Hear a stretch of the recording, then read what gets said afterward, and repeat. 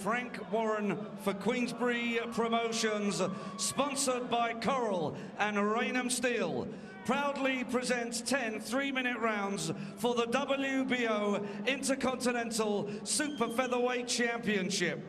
Your officials are appointed by the WBO, and your 3 scoring judges at ringside are Igno Barabbas of Germany, Miguel Hook of Sweden, and Fernando Laguna Yanez of Spain.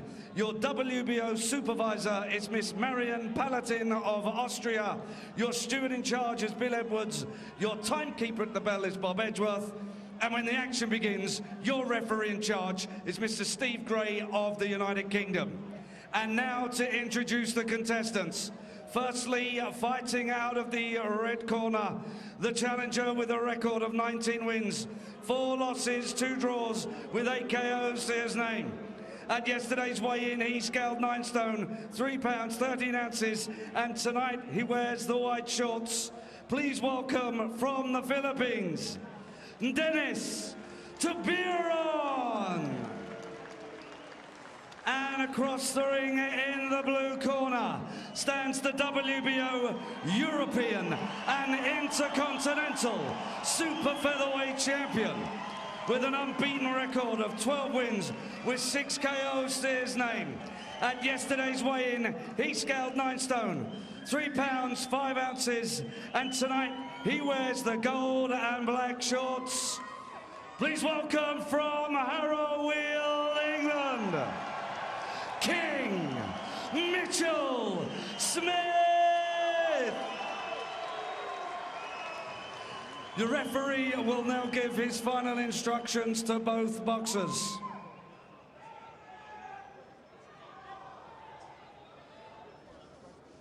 Okay, boys, if a call break, you take 1 step back. Don't let any of your punches go around the back of the head, and protect yourselves at all times. Touch gloves. This is 10 3-minute rounds for the WBO Intercontinental Super Featherweight Championship. Dennis Tubieron, the 25-year-old from Muntinlupa City in the Philippines, went the distance over 12 rounds with Josh Warrington, showed himself resilient there, but overall took a little bit of a hammering.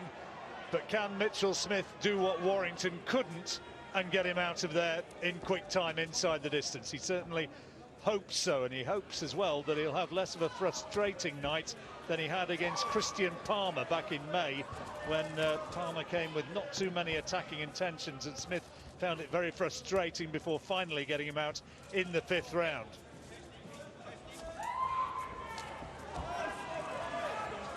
Well, for me, for Smith, I think sometimes in the past he's tried to over-impress, tried a little too hard. Just nice and relaxed, like he started already nice and relaxed. And just let the punches flow, let the boxing flow. He's a naturally beautifully skilled boxer who likes to fight on the, coming forward and slip punches quite effectively when he does come forward. Tubieron has had much of his career. He started as a pro at 19, fighting as a bantamweight, now going up in the weights a little. Fought and lost for the slightly lightly regarded WBF version of the bantamweight title back in 2011.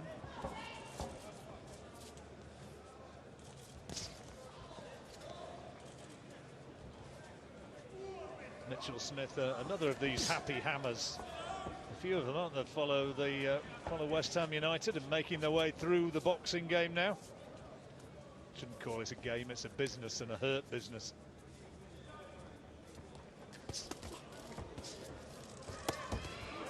Solid body shot, good left hook from Smith.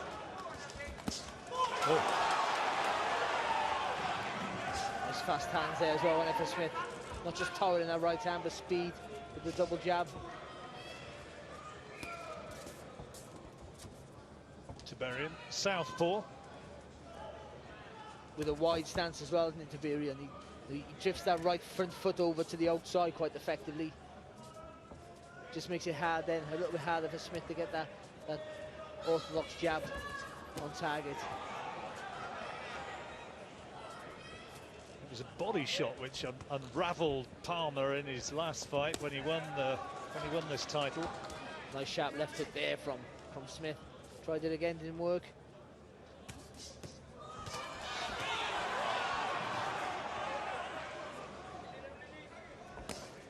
Oh, my word.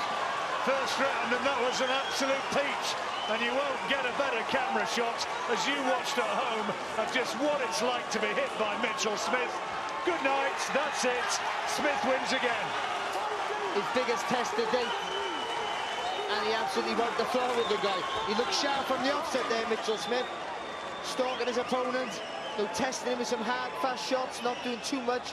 That right hand there, right down the centre, right in the body, lovely body shot. Really fast, really accurate. Got the foot on the outside and everything right, perfect technique. And Mitchell Smith made a statement there. I'm genuinely excited by Mitchell Smith. He's got the sort of style which is going to draw fans in. He's going to have the sort of style, if he keeps on winning, which could very well transcend boxing.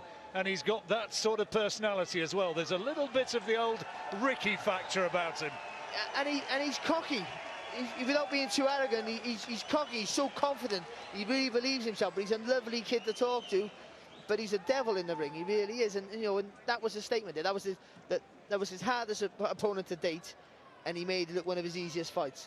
Now, when someone does that, you know they're going higher than what you see him now. You know they're maybe destined for greater things. I think this kid, we see him in his debut, and I said it's one of the best debuts I'd ever seen. Tubieron's back on his feet, thankfully. He was given a little bit of oxygen by the medical staff in the corner. But what a punch that was from Mitchell Smith. Let's just watch again some of the action now. Look at this. Look at this. Bang! Again, like all good fighters, or great fighters even, they get all the time in the world to throw that shot. Like, he's right out the distance there. He shouldn't be able to bend his knees and land with a body shot from that range. And he does, because he's disguising everything. Loads of distance, slides into distance really well. Turns from the waist, technique's perfect. Power, we've seen the power in him before. Listen, the kid's got everything. He's got everything. He's got everything. All he needs, he keeps the right discipline going, and he's going all the way. Exciting stuff from Mitchell Smith. We wanted him to send out a bit of a message, I guess, those of us who really believe that he is something special. And he did it. He did it very, very effectively indeed. Tubieron mercifully is up on his feet, back centre ring. The belt is there, ready to be strapped once more around the waist of Mitchell Smith after the formal announcement of his victory. Ladies and gentlemen, at 2:42 of the first round, Dennis Tubieron has failed to beat the referee's count. The winner and still the WBO Intercontinental Super Featherweight Champion from Harrow Weald, King Mitchell Smith. Sometimes you're kind of leading with your chin by saying that somebody is very special, Jim, but this fella has done nothing to dissuade that notion tonight. He's getting his belt now, and that was mighty, mighty impressive. Tubieron walking out just behind our presentation position, and I have to say there was a gasp of astonishment at the power of that punch that finished the fight in the very first round. Steve Willis, when he was talking about I'm going to knock him out and I'll be disappointed, and I had a little wry smile because I had this one going a lot longer than less than a round. Hey, let's be honest, Jim, before the fight you said, Billy, I think we sat over there, I said I think it goes the distance. You know, he survived comfortably against Josh Warrington for 12 rounds. You know, he was well beaten, but kept, but was always trying to keep himself in the fight. And he was just blown away. There really is a nasty streak to Mitchell Smith that, a lot of good fighters take into the ring. Andy, I'm glad you're here at ringside because I want to have a look at the punch that finished it, and quite unusual to get that sort of power in that sort of punch. But you're the pro. You tell us all about it. It seemed like the punch landed on his arm and then bounced into his solar plex, but that's when we were watching it live. But watching replay, it clearly went through the solar plex, and maybe the opponent wasn't expecting it because he went down and you could see the agony on his face as soon as the punch landed. There you go. And Mitchell Smith has bags of talent. I've seen him in the gym, I've seen him sparring. He has so much ability, and he can go as far as he wants to, I think, in the game. It's all depends on him. As hard as he wants to train, and whatever he puts into boxing, he'll get it out because he has the talent to back it up. There's a big debate raging at the moment. Should he be a super feather, or should he work a bit more and come down to feather? A feather is the weight for him, and he is looking at it. He spent a day in Manchester on Monday. He went to see Ricky Hatton, but one of the main purposes of the visit was to visit Kerry Kays at his house, who does a lot of the diets of fighters, and Kerry's working on a diet for him to see how he goes at 9 stone. He says himself if the opportunities are there at 9 stone, he will. And of course, he hasn't stopped calling out Josh Warrington, has he? Well, I'm sure he'll do it again. Let's have a word with him. Mitchell, that was quite a spectacular stoppage tonight. You said you'd be disappointed if you didn't get him out of there. I must admit, a few of us didn't quite believe you tonight. Do you know what? I've stepped up my training. I've stepped up my game. I'm eating well. I'm training as hard as I possibly can with Jason, who's got the plan. And you know, I'm living a proper professional now. And you know, the step up comes, so everything else needed to be stepped up as well. And I've lived 110% boxing, and it showed in there tonight. I would have been really disappointed if I didn't get him out of there. So it's funny because I said to my dad earlier, you know, it wouldn't surprise me if I hit him with, I know it was a body shot, but if I hit him with one shot and switch him out, I hit that hard, I really do. I mean, people talking about going down at featherweight and that, it's still an option. If there's a big fight at 126, then I will go down to 126. But at the moment, whilst I've got the belts at 130, what's the point in doing another £4? You know, there you go. I suppose that the longer you leave it, potentially the harder it might be to go back down. I've already been told. You know, Kerry Kayes is the man in the diet, and if he tells you you can do it, you can do it. So there you go. Jason, he looked good tonight. How good can he be? How would you like to see him moved in the interim?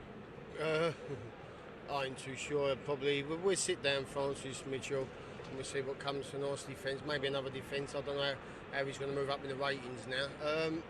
Yeah, see what Francis has got planned.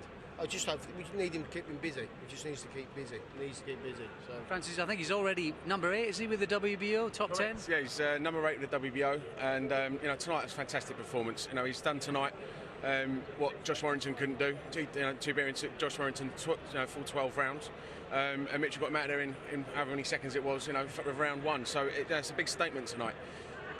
And I said after the first interview after his first fight that we had a star on our hands, and his star continues to shine brighter and brighter in every fight. I think it's time to step him up a bit, and in his next fight, he's more than capable of it. He's got a fantastic team around him, and you know, he's obviously deadly serious about it. Getting advice from someone like Kerry Kayes, who knows his stuff inside out. You know, he's covering all his bases, diet, training, everything, and it showed tonight. And I'm just so excited for this young man's future, and you know, so excited for us to be part of it. Absolutely, and we're loving the journey with Box Nation as well, and some of those noisy fans up there in the top tier too. Yeah, listen, got a great fan base. I've had it from fight 1, and I can't honestly, anyone else that wants to jump on board and buy tickets through me, which is even better, on my Facebook, my Twitter. You get my dad's numbers on Facebook and Twitter, and let's keep the ball rolling. You know, the journey's looking bright, and